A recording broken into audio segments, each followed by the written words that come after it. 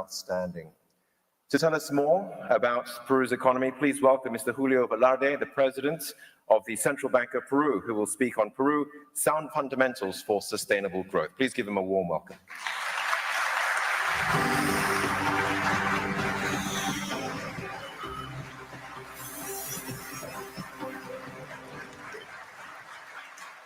Good morning. I will start also saying welcome to Peru. I will talk a little bit about the economy of Peru and the Latin American countries. And I will start with a comparison. Next, please. The comparison of the growth of Asia and Latin America. The next slide, please. It's there. Okay, sorry. In fact, Latin America faced two problems that we're going to see after the Second World War. First, is engaged in more protectionist practices, import tariffs without promoting exports. Of course, a lot of Asian countries also try to promote import substitution, but at the same time, they try to promote exports. And the difference of growth can be visible after some time. In the 60s and 70s, while our Asian partners at APEC were growing a little bit more than Latin American countries were still doing not so bad, 60s and 70s. 70s in part fueled by debt that we're acquiring while having big fiscal deficits. Then I believe that in the last years, the lack of reforms around the region have affected the growth of the different countries. Next, please. We can see that the previous one, please. It's not very important. Fiscal deficit have been pretty important in the region. In the 80s, the Latin American members of APEC had a deficit of almost 9%. Of course, most of the countries had to do their job, and they had control inflation now. So macro fundamentals, I would say in most of the bigger economies, are completely under control. Argentina is on their way now. Argentina is trying to push for important reforms, and they are trying also to control inflation. After many decades where inflation has been rampant in Argentina. Well, you see the fiscal deficit there, and you can see how to cause inflation. Inflation in the 80s was pretty high. Even in the 90s, although many countries introduced their stabilization policies in that decade. And next, please, in growth, you can see that the bigger countries in Latin America, the next one, please, Brazil and Mexico have grown much less than the APEC, and much less, of course, than some of our partners in APEC in Asia. In the case of Peru, we grew a little more than APEC, than APEC as an average, but the problem is the bigger countries in the region we're facing very slow growth. Next one, please. If we compare this century, the growth of APEC has been a little less than 4%, while Peru has grown slightly above 4%. But you can see there, in general, Asian countries have been growing at a faster rate. Of course, there are some Asian countries that are growing a little bit less. You can see that in the graph. But in general, Asian countries have been growing at a higher rate.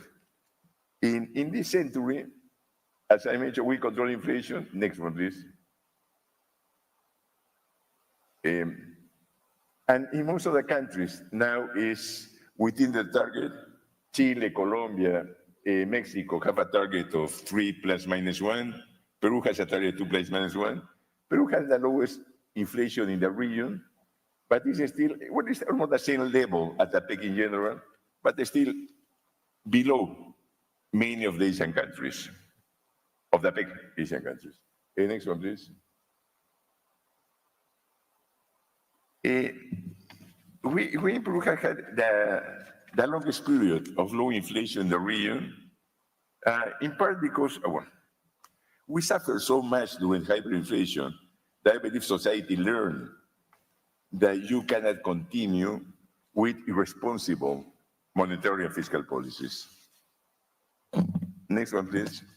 In the last episode of inflation, we increased the interest rate less than our peers of the 5 bigger Latin American economies, And also, we have lowered it more than the other countries. During this period since COVID, actually, we had the lowest interest rate in the region.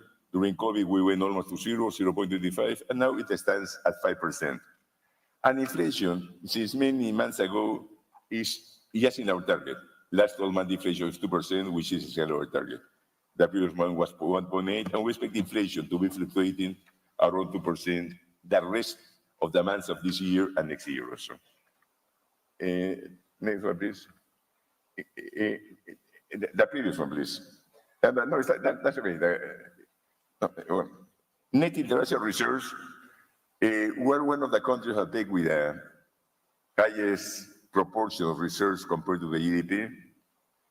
Thailand has more reserves of GDP than we do, but other countries have slightly less reserves over GDP.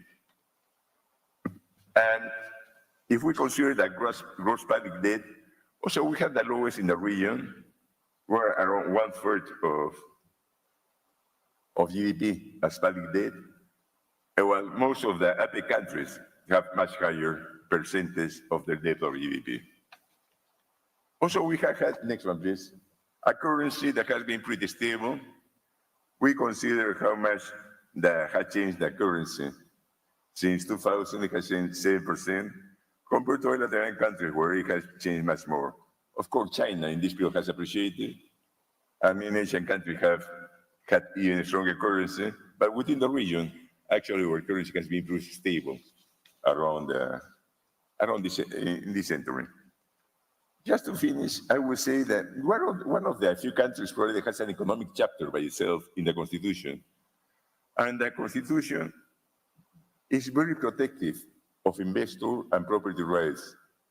It is established by Constitution that we cannot discriminate between foreign and domestic companies.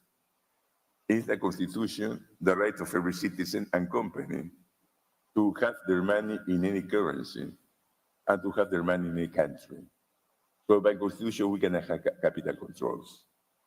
Actually, I can be removed from my post if I introduce capital controls in a certain way. No? There are constitutional guarantees for property rights and contracts. If the government has signed a contract with a private firm, in by law, you cannot change it. It has to be a bilateral negotiation. And was mentioned by Mr. Zavala, we have free trade agreements with 32 countries and trading blocks that amount to almost 70% of global GDP. Thank you very much. I hope I gave a glimpse of the Peruvian economy. Thank you very much.